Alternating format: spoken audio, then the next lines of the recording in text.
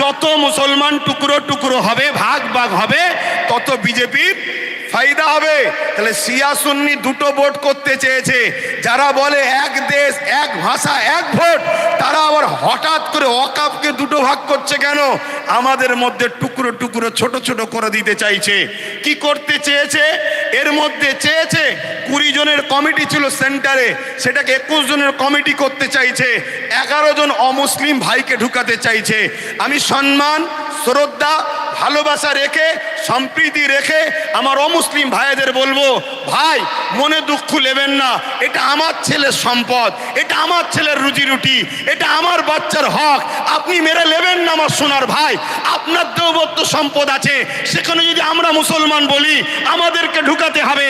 খ্রিস্টান ভাইদের সম্পদ আছে, আমরা মুসলমান যদি বলি সেকুলারের নামে ধর্মনিরপেক্ষ দেশ আমাদেরকে ঢুকাতে হবে। এটা অন্যায় হবে। কেন? দেবত্ব সম্পত্তি হিন্দু ভাইদের, তাদের বাচ্চাদের অধিকার, তাদের ধর্মীয় অধিকার, তাদের সংস্কৃতি অধিকার, সেখানে যেমন আমার যাওয়াটা উচিত হবে না।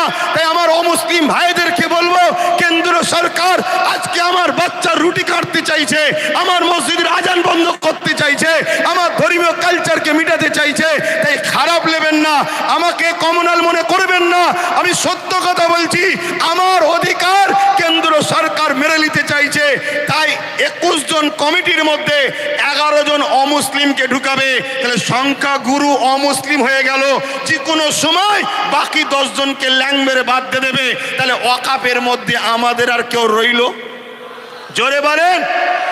কেরলের 14 বছরের মসজিদ নিলাম করে কর্পোরেশনদের হাতে তুলে দিতে অসুবিধে হবে। গুজরাটের 13 বছরের মসজিদ ভেঙে ওটাকে ওয়াকফ কর্পোরেশনদের হাতে, আদানি আম্বানির হাতে তুলে দিতে অসুবিধে হবে। এভাবে স্বাধীনতার আগে যত ঐতিহাসিক মসজিদ, মাদ্রাসা আছে, কবরস্থান আছে, সবগুলোকে মিটিয়ে দিতে চাইছে। কেন মিটাতে চাইছে? এটা প্রশ্ন তো। এক তো লোভ, অর্থ, টাকা, আমাদের ওপরে হিংসা, এগুলো তো ইত্যাদি। কিন্তু বাস্তবটা শুনুন, বাস্তব হলে এটাই। এনআরসি, এনপিআর করে মুসলমানদের ঘরে বিদেশি বলে তাড়াবার চেষ্টা করেছিল। আফগানিস্তান, পাকিস্তান, বাংলাদেশ, বিভিন্ন রাজ্য থেকে অমুসলিম ভাইরা এলে তারা নাগরিকত্ব পাবে, মুসলমানরা পাবে না, এই বলে বিভাজন করতে চেয়েছিল। সেই জায়গায় আমি বলেছিলাম অবশ্যই দিন কোনো আপত্তি নাই। কেন? আমি বুক ঠুকে জানি বাংলাদেশ থেকে কোনো মুসলমান ভারতে আসেনি, পাকিস্তান থেকে কোনো মুসলমান ভারতে আসেনি, আফগান থেকে কোনো মুসলমান ভারতে আসেনি। তাই আমাদের নাগরিকত্ব দিবার প্রয়োজন নয়। আমরা ছিলাম, আমরা আছি, আমরা যে এখানকারের প্রমাণ দেবো কি করে? ওই যে কেরলের 14 বছরের 1400 বছরের মসজিদ বলে দিচ্ছে 1400 বছর ধরে ভারতে মুসলমান ছিল, আজান ছিল, একামত ছিল, নামাজ ছিল। ওই যে গুজরাটের 1300 বছরের মসজিদ বলে দিচ্ছে ভারতবর্ষে মুসলমান ছিল 1300 বছর ধরে, আজান ছিল, নামাজ ছিল। তাই ঐতিহাসিক মসজিদগুলোকে বিরান করে, কবরগুলোকে মিটিয়ে দিয়ে এরা সমাজকে দেখাতে চাইছে মুসলমান এদেশে নতুন করে এসেছে, তবে তো এনআরপি করে, এনআরসি করে আমাদের তাড়াতে সুবিধা হবে।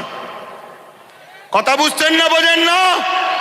তাহলে একদিকে যেমন এটা আমার ধর্মকে মিটাবার ষড়যন্ত্র, অপর দিকের পিছনে পুরো ভারতের মুসলমানদের ঘরে নাগরিকহীন করে এদেরকে গণহত্যা করার একটা ষড়যন্ত্র চলছে। মনে রাখবেন, এই জায়গায় আমাদেরকে জীবনের শেষ নিঃশ্বাস দিয়ে হলেও আমাদের ওয়াকফ, আমাদের মসজিদ, আমাদের মাদ্রাসা, আমাদের কবরস্থান, আমাদের ঐতিহ্য আমাদেরকে বাঁচাবার জন্য সংগ্রাম করে যেতে হবে। এতে আপনারা তৈরি আছেন না নাই বলুন? তৈরি আছেন তো নাকি? আর মনে রাখবেন, কেন্দ্রে আজকে যে সরকার আছে, কাল বেটা মরে যাবে, অন্যজন আসবে, পরশুদিন আবার কেউ চলে যাবে, অন্যজন আসবে। কত সরকার এসেছে, কত সরকার চলে গেছে, কত রাজ্য এসেছে, কত চলে গেছে। কিন্তু মনে রাখবেন, এ দেশের একটা সংবিধান আছে। এই সংবিধান আমাদের ছিল, আছে, থাকবে। সংবিধান বলছে 1947-এ সংবিধান জানিয়ে দিয়েছে ভারতবর্ষের যেটা মন্দির, মন্দির থাকবে, যেটা মসজিদ, মসজিদ থাকবে, যেটা গুরুদুয়ার, গুরুদুয়ার থাকবে, যেটা চার্চ, চার্চ থাকবে।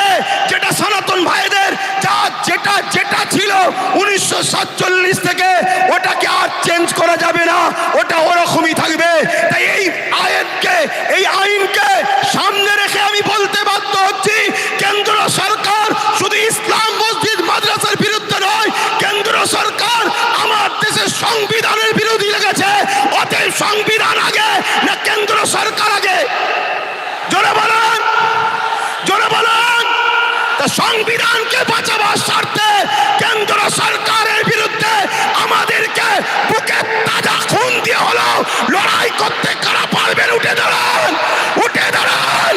লড়াই করতে পারবেন আপনারা? লড়াই করতে পারবেন? লড়াই করতে পারবেন?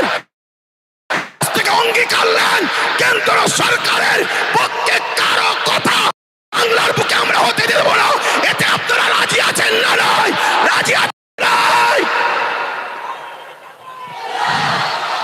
কেন? আমার দেশের সংবিধান, আমার দেশের সংবিধান আমাদের কাছে আগে। আমার দেশের সংবিধানকে যে পোড়াগুল তুলবে, আমার দেশের সংবিধানের বিরুদ্ধে যে কথা বলবে, আমার দেশের সংবিধানকে যে মিটাতে চাইবে, আমরা তাকে মূল গোড়া থেকে মিটিয়ে দেওয়া রাজি আছে। কেন? অনেক কষ্ট করে এদের স্বাধীন হয়েছে। হাজারো মুসলমান, হাজারো হিন্দু, হাজারো আদিবাসী, হাজারো দলিত, হাজারো শিখ, পাঞ্জাবিদের রক্তের বিনিময়ে এদের স্বাধীন হয়েছে।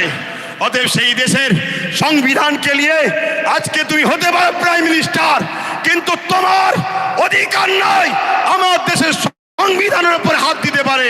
ঠিক না বেটি? এখানে আর একটা ছোট্ট কথা বলবো। আজ গাড়ি বুঝাই করে করে সুলতানে হিন্দের দরবারে যান আপনারা। কি গো, জানতো নাকি? ছোট করে দেবো, টাইম কি হচ্ছে? শোনেন, অসুবিধা হচ্ছে আপনাদের। আমি আন্দোলনে নামিনি, নেমেছি যখন এর সাত শেষ দেখে ছাড়বো। কিন্তু আপনারা আছেন তো নাকি? আছেন তো নাকি? মনে রাখবেন। আচ্ছা, এই আন্দোলনটা করবেন কার সাথে? না, এই আন্দোলনে কাদেরকে সাথে নিয়ে আন্দোলন করবেন বলুন? কাদেরকে? বিগত ৭৭ বছর যারা ঝেড়ে খেয়েছে তাদের ঘরে? আরে খাওয়া তো শিখালো ৭৭ বছর ধরে তারা। একটা ছোট্ট কথা বলি শোনেন। পাড়ায় চোর পড়েছে, শুনছেন তো? পাড়ায় চোর পড়েছে, সবাই বলছে চোর ধরো, চোর ধরো, চোর ধরো। ওই ভিড়েতে চোরও ঢুকে যে বলছে চোর ধরো, চোর ধরো, চোর ধরো। শুনছেন না শোনেন নে? আমরা কতটা নসিব ফাটা দেখুন। আমাদের নিজেদের কর্মের জন্য আমাদের সংখ্যালঘু মন্ত্রীকে, যে কিনা মুসলিম নয়, শুনছেন তো নাকি?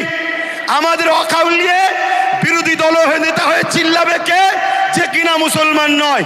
আজকে বুকে হাত দিয়ে বলুন, আব্বাস সিদ্দিকীকে আজকে মনে পড়ছে না পড়েনি? আজকে বলুন। আমি বলেছিলাম চেয়ারের একটা পায়া দরকার, মনে পড়ছে? বলেছিলাম, মনে পড়ছে? আজকে বলুন, টোটাল ভারতবর্ষে যদি বা বাংলা থেকে যদি ২-৫টা নওশাদ সিদ্দিকীর মতো যদি সেন্টারে পাঠানো যেত, তাহলে বিল করার সাথে সাথে চেয়ার ছুঁড়ে মারত।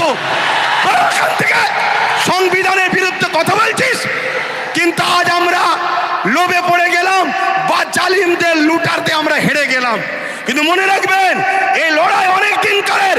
আগামী দিন অস্তিত্ব বাঁচাবার জন্য যেমন আমাদেরকে রাজপথে সংবিধানের অধিকার নিয়ে লড়াই করতে হবে, ঠিক তেমনি সংবিধানের অধিকার নিয়ে নিজেদেরকে বাঁচার জন্য, নিজেদের অকাপ বাঁচাবার জন্য একটা চেয়ারের পায়ারও দরকার আছে না নাই? জোরে বলে আছে না নাই? মনে রাখবেন, আমাদের ঘরে এখানেও দরকার, ওখানেও পাঠাতে হবে। যখনই সংবিধান বিরোধী কিছু কথা হবে তখনই তারা লড়বে। আজকে বলুন, আব্বাস সিদ্দিকী ভুল করেছিল। এই গত দুদিন আগে পার্লামেন্টে আমার পশ্চিম বাংলার বিধানসভায় ওয়াকফ নিয়ে আলোচনা হচ্ছিল। বড় বড় দাঁড়িয়ে রাখা মৌলী সাহেব কলকাতায় দাঁড়িয়ে বড় বড় ফুটানি দিচ্ছিল। ওর মধ্যে ঢুকে একটা ওয়াকফের পক্ষে কথা বলেনি, একটাও কথা বলেনি। আমি আপনাকে রিপোর্ট বলে যাচ্ছি। কেন?